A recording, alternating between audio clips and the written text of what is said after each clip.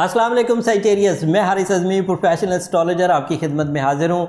अपना research work लेकर calendar के एतबार से, इल्म फल्कियात के एतबार से इस वक्त कौन कौन से प्लैनेट आपके सोलर सिस्टम में, आपके जायचे में कहाँ कहाँ मौजूद हैं बयान कर देता हूँ।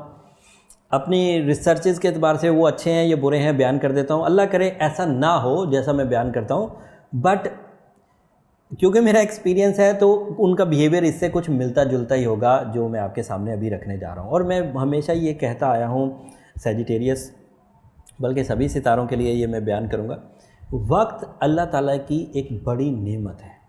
अगर ये फ़ायदे में हो तो बहार कहलाता है, अगर नुकसान में हो तो ख़िज़ां कहलाता है। बहार में हो तो चीज़ें आसान हो जाती हैं, मुफ्त में मिल जाती हैं, बग़ैर मेहनत के या कम मेहनत के मिल जाती हैं। ख़िज़ा में हो तो चीज़ें फिर भी मिलती हैं लेकिन मेहनत बढ़ जाती है, रिवॉर्ड ज़रा कम हो जाता है। तो परेशान होने की ज़रूरत नहीं, समझने की ज़रूरत है। इस बात की ज़रूरत है कि सही वक्त का तयन करके अपनी सलाहियतों को उधर इस्तेमाल किया जाए ताकि सलाहियतों के रिवॉर्ड्स आ सकें। ऐसा ना हो कि गलत टाइम पर गलत फील्ड्स में और गलत ज़ोर लगाते रहें, तो फिर उससे उकताहट भी आती है, रिवॉर्डलेसनेस भी आती है और कम हिम्मती भी उसी से पैदा होती है। कोई आदमी रात में ऑफिस खोल ले और दिन में बंद कर दे तो उल्टा ही काम। तो इसका मतलब है उसे टाइम साइंस का पता नहीं कि ऑफिस रिज़्क कब ढूंढना है और रेस्ट कब करना है। तो अगर वो टाइम साइंसेस की ज़रा सी भी अलग बे भी जानता होगा तो उसे पता चल जाएगा कि बिज़नेस टाइम क्या होता है, इन्वेस्टमेंट टाइम्स क्या होते हैं एंड रेस्ट टाइम क्या होते हैं। खैर, अब जायचा शुरू करते हैं। सैजिटेरियस, सबसे ज़्यादा रेट्रोग्रेशन ऑफ जुपिटर का नुकसान आपको हुआ और अभी होगा, बट इसको समझने की ज़रूरत है। एंड पर रेमेडी भी दूंगा, परेशान होने की हरगिज़ ज़रूरत नहीं है। जुपिटर आपके फर्स्ट हाउस में था एंड आइडियली परफॉर्म कर रहा था। एंड यू नो, आपका रूलिंग फर्स्ट हाउस में आइडियल परफॉर्मेंसेस फितरत को अरूज दे रहा था, बट क्योंकि अब रेट्रोग्रेड हो गया तो रेट्रोग्रेशन का मतलब है पीछे को जाएगा, उल्टी दशा या रिवर्स। तो जब पहले घर में रेट्रोग्रेड होगा तो 12वें घर वाले रिजल्ट्स देगा, और 12वें घर में कोई अच्छे रिजल्ट्स नहीं होते, फिक्र को बढ़ाता है, रिवॉर्ड लेस करता है। एंड सैटर्न जो था वो आपके सेकंड हाउस में था एंड वो भी रेट्रोग्रेड हुआ है, तो वो आपके फर्स्ट हाउस में आएगा, तो उससे 60-70 वाला इम्पैक्ट आपकी ज़ात पर आएगा, जिसमें रिलेशनशिप कुछ क्राइसिस आपको मिसमैनेजमेंट की वजह से फेस करना। ये सीवियर नहीं होंगे, 60-70 तो उस वक्त सीवियर होती है जब आपके रिजर्व्स ख़त्म हो जाते हैं। 60-70 उस वक्त सीवियर होती है जब आपकी ढारस, आपकी हिम्मत, आपके हौसले पस्त हो जाते हैं। ये तो 3 महीने सम सॉर्ट ऑफ 3.5 महीने का फेज़ है, बहुत सीवियर इम्पैक्ट नहीं देगा, लेकिन हालात में उस तरह की कुछ सिचुएशन पैदा होना शुरू होगी कि रिलेशनशिप में कुछ शकूक पैदा होंगे, कुछ कमियां पैदा होंगी। अगर आप कमज़ोर हैं, अगर आपने अभी तक अपने आप को संभाला नहीं था, जबकि 60-70 आपकी 2017 में टूट गई थी, लेकिन अगर नहीं संभाला था तो फिर उसका इम्पैक्ट अभी आएगा और इसको रिकवर करने की ज़रूरत है। एंड पर रेमेडी दूंगा। पॉजिटिव खबरें क्या हैं? पिछले हफ्ते छठे घर में यूरेनस था, छठे ही घर में वीनस था, छठे ही घर में सन था, छठे ही घर में मरकरी था। अब वीनस और यूरेनस तो छठे घर में रहा, सेहत को ताकतवर करेगा, अट्रैक्शन लेवल बढ़ाएगा, ऑर्गन परफॉर्मेंसेस बढ़ेंगी, तवानाई में इजाफा होगा, बीमारी की शिद्दत कम होगी। ये सब छठे घर में वीनस और यूरेनस की वजह से आपको मिल जाएगी।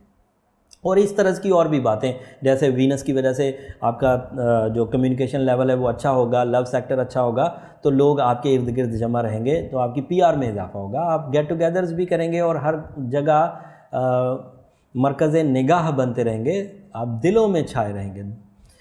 लेकिन और जो 2 सितारे 21 तारीख को अगले हाउस में चले जाएंगे, 7th हाउस में, वो हैं sun and Mercury. Sun and Mercury, अगर सन 7th हाउस में हो तो हस्बैंड एंड वाइफ के दरमियान समझे एक नए दौर का आगाज़ होने लगा। एंड इसी तरह बिज़नेस पार्टनरशिप में भी एक नए दौर का आगाज़, तो नई बिज़नेस पार्टनरशिप एक्सपेक्ट भी की जा सकती है, ग्रूम एंड ग्रोथ भी आएगी। एंड इसी तरह मियाँ बीवी के दरमियान एक नई राहें, एक टाइम उनको एक नए तर्ज पर ज़िंदगी गुजारने का मौका दे रहा है। समझें मियाँ बीवी के नए साल का आगाज़ होने लगा और इसकी वजह से आपसी परेशानियों में कमी आएगी। जो अकेले अकेले परफॉर्म कर रहे थे और परफॉर्मेंसेस उतनी इफेक्टिव नहीं हो रही थी, अब मर्जर की वजह से उन परफॉर्मेंसेस में ग्रोथ आएगी, वसाइल की कमी दूर होगी एंड डिप्रेशन लेवल डिक्रीज़ होगा, प्लेजर लेवल बढ़ेगा। एंड फ़वायद माली नहीं होंगे, सिर्फ वो रूह के भी फ़वायद होंगे। माली फ़वायद तो होंगे ही होंगे, लेकिन रूह के फ़वायद भी होंगे। तो ये 2 खबरें 21 तारीख से आपको ऑन हो जाएंगी। एंड मरकरी की वजह से तवानाई बढ़ेगी, ज़हनी ज़रकेज़ी बढ़ेगी। फुल मून आपके 12वें घर में ज़्यादा फ़ायदा नहीं देगा। रमज़ान की वजह से फ़िक्र में तो, और ये फ़िक्र वो वाली नहीं होती डिप्रेशन वाली। 12वें घर में अगर मून हो तो डिप्रेशन वाली फ़िक्र नहीं होती, एंग्जाइटी वाली फ़िक्र नहीं होती। ये वो फ़िक्र होती है जिसमें मुझे ये काम कैसे पूरा करना है, मुझे इस तरफ इन चीज़ों को कैसे सॉल्व करना, वो वाली फ़िक्र होती है ना, जिसे हम एहसास कहते हैं, ज़िम्मेदारी का जो एहसास होता है, वो वाली फ़िक्र बढ़ेगी। तो वो 2-2.5 दिन तक के लिए सूरज मून जो है आपका 12वें घर में रहेगा। मार्स आपके यहाँ 8th हाउस में है। This is also a negative news. Jupiter की रेट्रोग्रेशन और सैटर्न की रेट्रोग्रेशन ही कम नहीं थी, ऊपर से मार्स भी आपके यहाँ ख़तरात के घर में आ गया। बीमारी तो तंग नहीं करेगी क्योंकि आपका छठा घर ताकतवर है, लेकिन लिटिगेशंस, कर्ज़ा, एक्स्ट्रा एक्सपेंडिचर्स एंड इस तरह की जो चीज़ें होती हैं जो अचानक मुसल्लत हो जाती हैं, ये थोड़ी सी रह सकती हैं। उसको ओवरकम करने के लिए मेरे पास बहुत उम्दा रेमेडी, बहुत उम्दा ट्रीटमेंट है, बहुत अच्छा कम्बिनेशन जो टाइम साइंसेज की ख़राबी को यकसर रिपेयर कर देगा।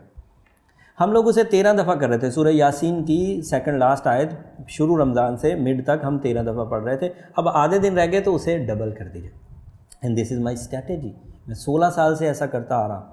जैसे ही आप डबल करेंगे तो जो अभी तक हासिल नहीं हुआ तो होगा। ऐसा तो नहीं हो सकता कि हम अल्लाह को पुकारें और हमें कुछ भी ना मिले, लेकिन हमें उसकी खबर नहीं होती। अब जब आप उसे डबल करेंगे तो जो बाकी 15 दिन रह जाएंगे, वो जो बाकी 15 दिन है वो हमारे समझेंगे वो भी काफ़ी, और उसमें तो अभी एक बड़ी रात भी आएगी, लैलतुल क़द्र। और इसलिए मैं ये आपको तलकीन करता हूँ। एज़ अ मुस्लिम तो तलकीन बनती नहीं है, आपके पास मुझसे पहले नॉलेज है, बट एज़ अस्ट्रोलॉजर ये ज़रूर कहूँगा कि ताक रातों में अल्लाह ताला की दीगर इबादत, अज़कार और जो अपने फ़राइज़ आप अदा करेंगे, उसके साथ सूरह यासीन की सेकंड लास्ट ताक रातों में 26 दफ़ा ज़रूर पढ़िए, कम अज़ कम, ज़्यादा से ज़्यादा आपकी मर्ज़ी। और 19 रातों में सूरह शम्स को भी 2 दफ़ा कर दीजिए। अपना बर्थ स्टोन ब्लू सफ़ायर ज़रूर पहनिए, आइडियल है। येलो सफ़ायर भी पहन सकते हैं, गोल्डन टोपाज भी पहन सकते हैं। ये ऐसे स्टोन्स हैं जो आपको केमिकली भी ऐसी फ्रेंडली रेडिएशंस देंगे जिससे साइंटिफिक फ्यूल मिल सकेगा।